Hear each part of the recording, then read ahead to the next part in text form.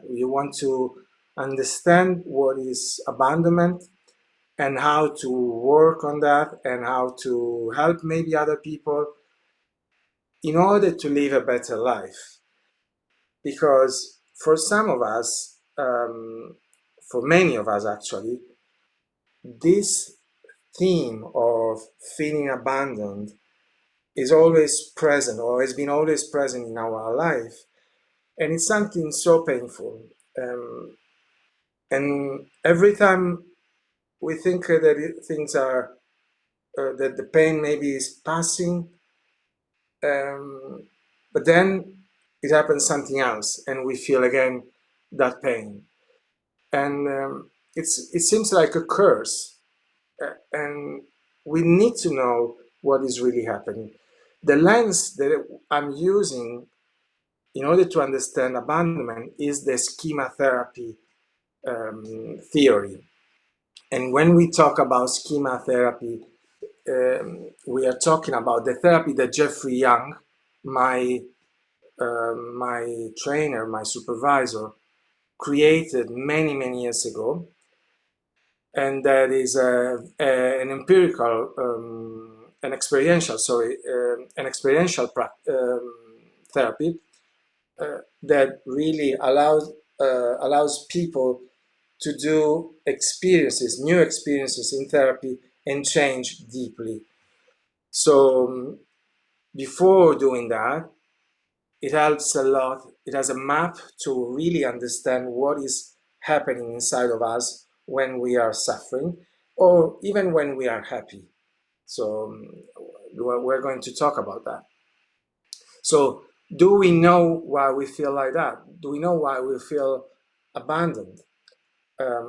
It's not just that we are abandoned by someone, but we feel that we could be abandoned. We're going to be abandoned. Or we feel every time that we were abandoned by someone. And so what Jeffrey Young says is that why why we develop emotional problems, psychological problems, is because as children, or as human beings actually, we have emotional needs. So these emotional needs are something that are really deep into us, and we need to fulfill, we need to really satisfy these emotional needs in the right way to feel good, to live a good life, a balanced life, to have a balanced life, inner life inside of ourselves. So Jeffrey Young, depending on the studies about emotional needs, found that the emotional needs were these that are in the slide. So secure attachment, safety, stability, nurturance, acceptance. Then autonomy, competence, and sense of identity, freedom to express needs and emotions, spontaneity and play, realistic limits and self-control, fairness as self-coherence. So when Jeffrey Young says that when these needs are not, when we are really little, we are infants, when these needs are not recognized by others, then we develop schemas. We're going to talk about these concepts soon. And schemas are, maladaptive schemas actually are the reasons why we are suffering so much. And I'm going to explain what are the schemas soon. So why we are talking about emotional needs? Because the brain and the body of a child are not developed when the child is born. So they are starting to develop already, the brain is starting to develop already when the fetus is in the uterus. So the experiences of the mother are starting already at that time to shape how the brain is building up, how the brain is creating the connections between neurons. Neurons are the cells that are transmitting informations inside of the brain of the beings in general. So these connections are already starting to create, depending on the mother's experiences, when the child is in the uterus. So the child hasn't born yet. So the thing is that why this is happening? Because nature is already preparing the child to have the best asset, mental and physical asset, to deal with the reality in which he's going to live. So assuming that the mother is living in the um, in the let's say environment in which the child will live, the experiences of the mother are already shaping the brain of the child. So the child will, at the beginning of his life, will be able to deal with any kind of issue. Obviously, it's not always the same kind of environment. When the child born, the environment could change. The environment could be a bit different. So the brain, depending on the experiences that the child is doing in the very early life, is building up the structure and the functioning of the brain.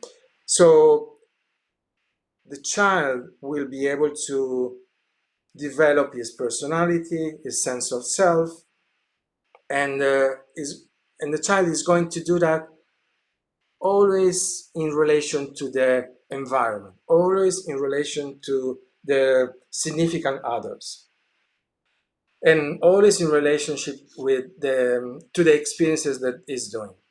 Not only that, but also our genes. The genes are the informations that are in our cells.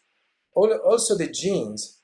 We have an infinite possibilities at the beginning or when we are in the uterus, but then some genes are activated depending on the experiences of the mother when we are still in the uterus, or depending on the experiences that the child is doing when is born. He borns.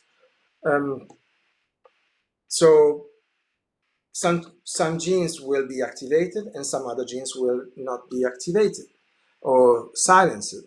So depending on that, the child will develop in a certain way, bodily, but also especially the personality, the self will change.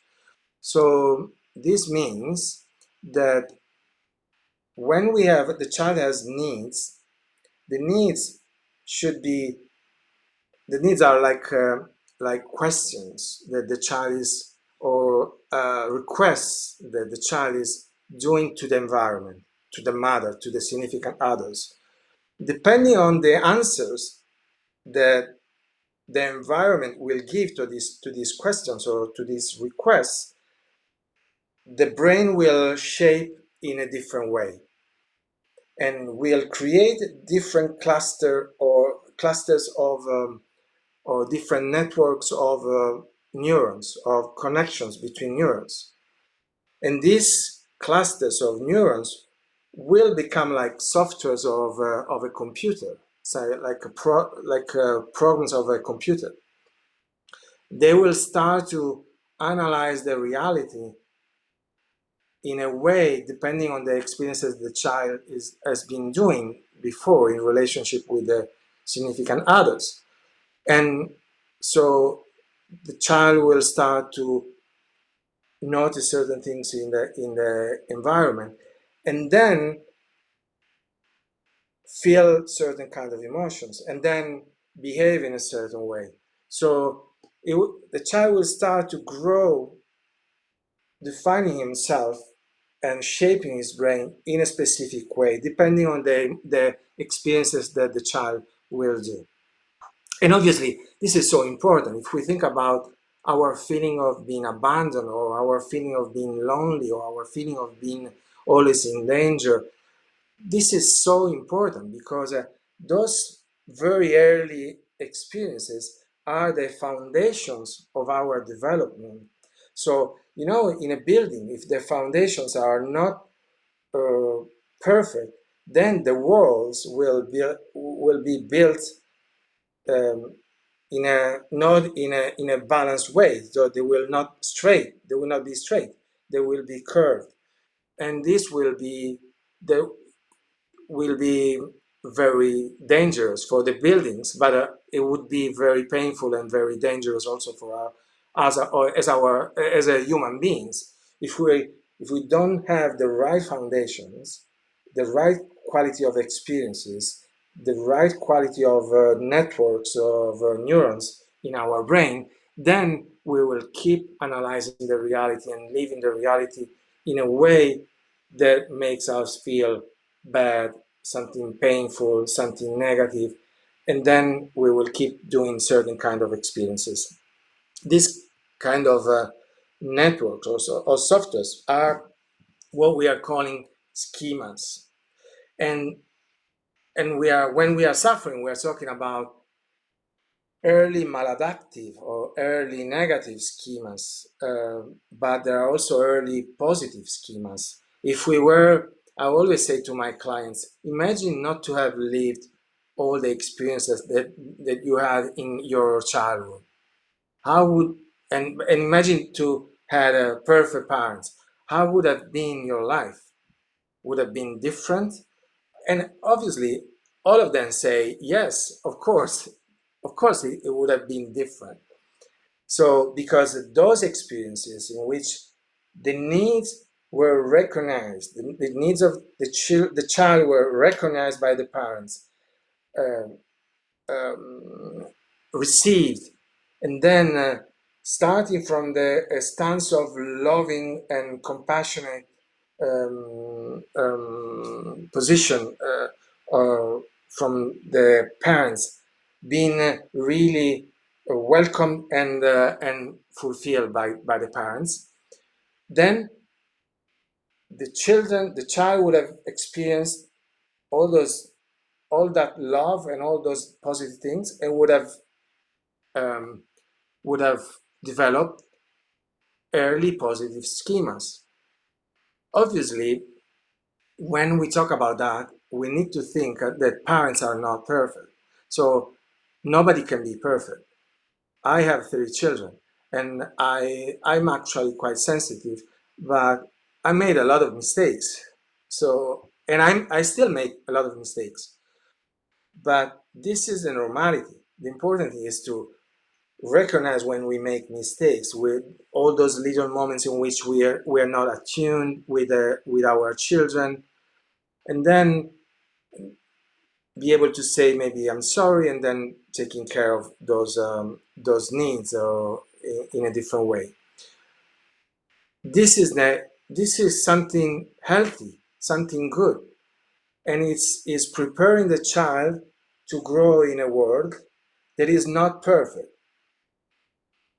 So a child that lives in a perfect world with no problems, it's possible that when you will go in the real world, will have some problems, because that child will not be used to tolerate the frustrations and tolerate the negative aspects of real world. So it's important that the child will go through discomfort, but also then repair. So there are some what we call wounds, attachment wounds, but then a parent could recognize that and then repair those wounds. This is something healthy, something that really helps the child to develop early positive schemas.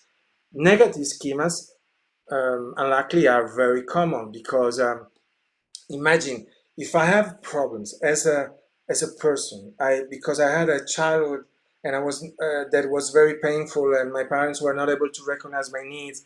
I developed certain schemas. Then I become parent. then it will be difficult for me to really tolerate the frustration when I'm in relation with my children, and then and do the thing in a way that really um, I'm let's say recognizing the needs and satisfying the needs in the right way, the needs of the child in the right way. Sometimes what happens is that because we have our problems, we project our problems on the others, and sometimes also on the children, and we use sometimes others and the children in order to modulate what we are experiencing inside of us. So because this is so common, the early maladaptive schemas are spreading always more and more between the population, and people are developing always more emotional and psychological and relational problems.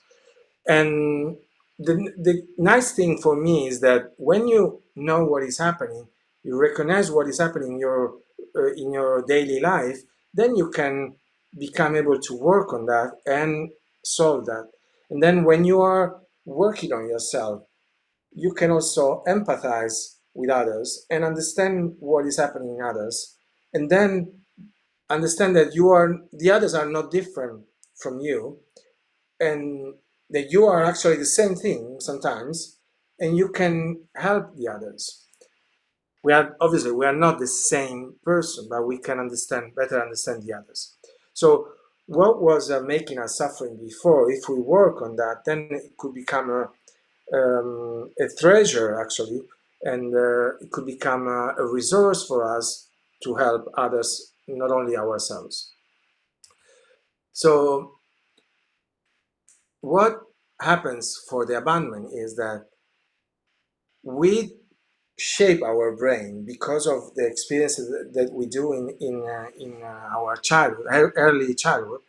We shape our brain depending on some ingredients that are emotionally and relational ingredients that are missing, in a way that we create then live an abandonment scenario at any moment in our life, in many different situations, in many different contexts, with many different people, sometimes with everybody, and we don't even understand why.